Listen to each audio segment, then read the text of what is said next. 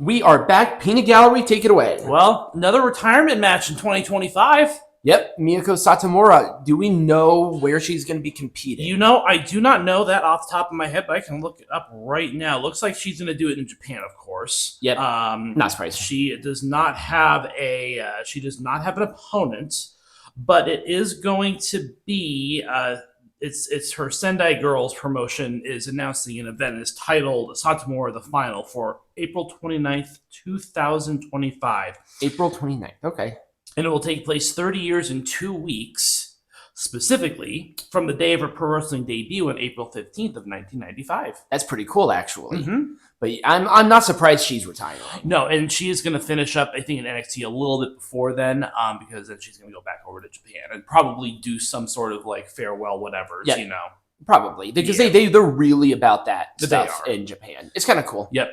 So we all have confirmation that Bobby Lashley is All Elite. It was a foregone conclusion, but what are your thoughts on the Hurt Syndicate in AEW, just in general? I think they went over there because it harkens back to the days when they were popular, when nobody was in the crowd. That might be true. I never thought about that. And it makes them feel right at fucking home. But, you know, they're going to get lost in the shuffle too, I think. Just like everybody else is going to get lost. You know, they're all going to get lost in the shuffle. Don't expect Bobby Lashley and Shelton Benjamin to win tag team titles anytime soon. They're just I just don't see a place for them. Maybe, you know, again, I think the only thing I would like to see is Shelton Benjamin actually getting a world title. Will he actually get a world title in this promotion? Not. Maybe not, but you never know. I mean, this is probably the best chance for him to ever get a world championship. In a mainline company. Right.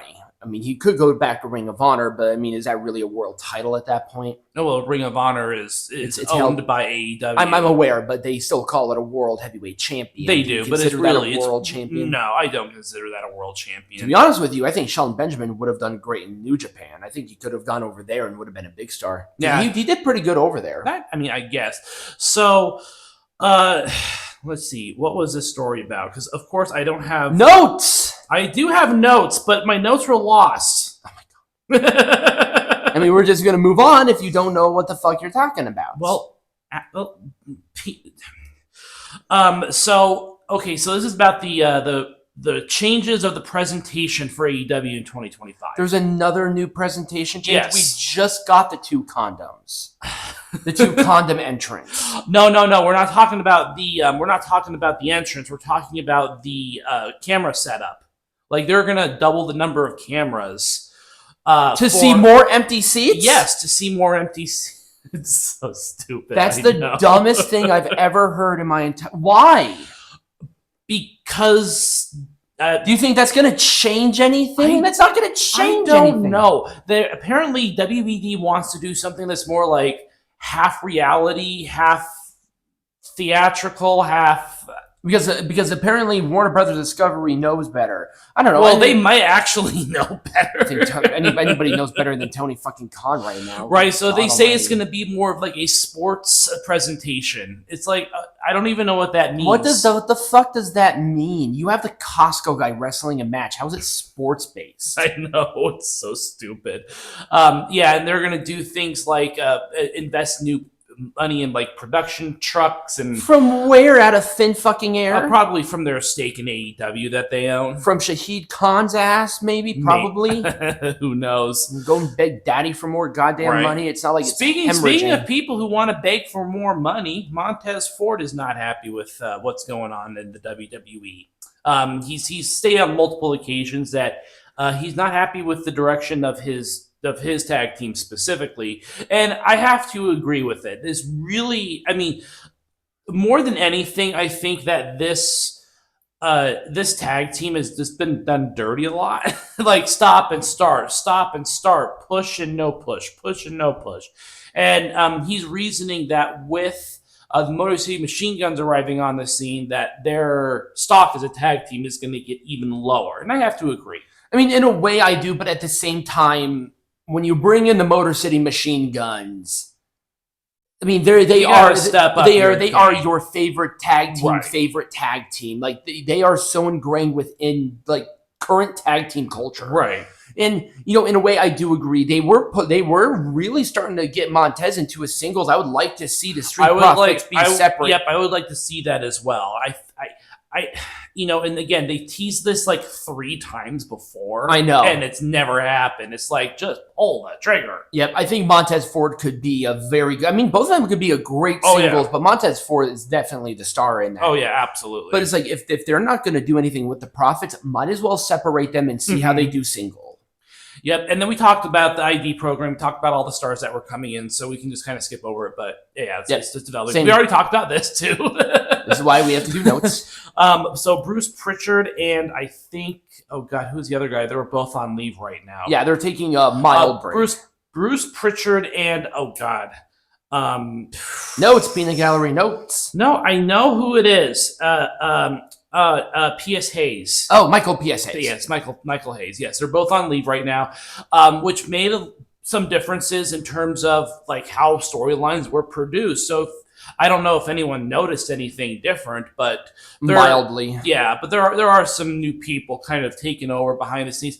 I think that the reason for this has to do a little bit with what's going on with Vince and his ongoing legal disputes, but we just because don't know. Pritchard and Hayes were definitely ball lickers of McMahon. Yep, they were McMahon ball lickers. So I'm not necessarily surprised. No, I'm not either. Elimination Chamber is going to be a stadium show in Toronto next year. I'm excited for that. Yeah, that's going to be cool. It's going to be really cool. Yep.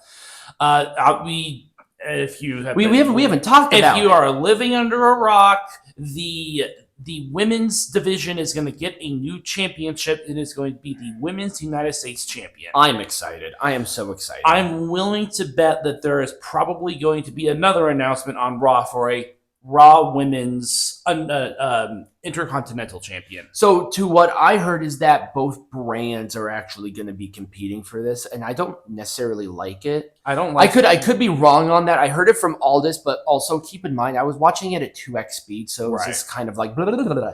Well, I hope it doesn't come to that, but at the same time, do you really think the women's division with it, like one brand, is deep enough to have technically 3 champions, because Bianca Belair and Jade Cargill are the women's tag team champions? And I think the running idea is that they're going to call up more women here later on in the year from NXT's roster. They did pack it quite big, so I wouldn't be surprised if we see Zarya and Vakur and Julia move up fairly quickly, because they're doing great. Right, Roxanne Perez moving up, Cora Jade, and they're probably going to make way for the ID crop. They're probably going to be making way for more of the the NIL program, which is fine. Yeah, there's nothing necessarily wrong with that. No. I mean, Tiffany Stratton was NIL over Femi is NIL, so. If they keep producing stars like that, they're going to be in a pretty good spot. Oh, yeah. I mean, you have like people like Kalani Jordan and stuff like that down there. Right. Fallon Henley and JC Jane. There's a lot of really great star power down there right now. They just have to, I think, move through, and I think this is a great way to do it. Yep. And finally, what do we all think about the OG Bloodline coming back? They could have dragged this out a little bit more. Well, they have plenty of time. Why did they had to do this so quickly? It's like, why did you have to do it over one SmackDown? Like 2 or 3? Come on. Because War Games is in 3 weeks. Yeah, you have 3 weeks. You have 3. You have 3 SmackDowns. That's true. You have next week, the week after, and the week after.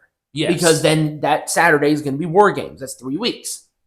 If I did math correctly. Yes. But yeah, I just thought it was a little quick, personally. But again, I think a lot of people just knew it was inevitably going to happen. Yep.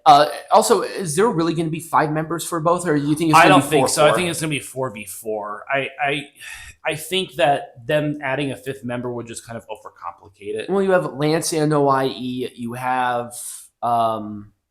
Yeah, I could see Lance for perhaps a debut at War Games, but I don't see any other. I think it's just going to be a 4v4. Yeah, I might agree with you on that. So that's it for the news. When we come back, we're going to be talking about the McMahon documentary. I know it's a little late, but we have this on the docket. Yep. And this needs to happen. Exactly.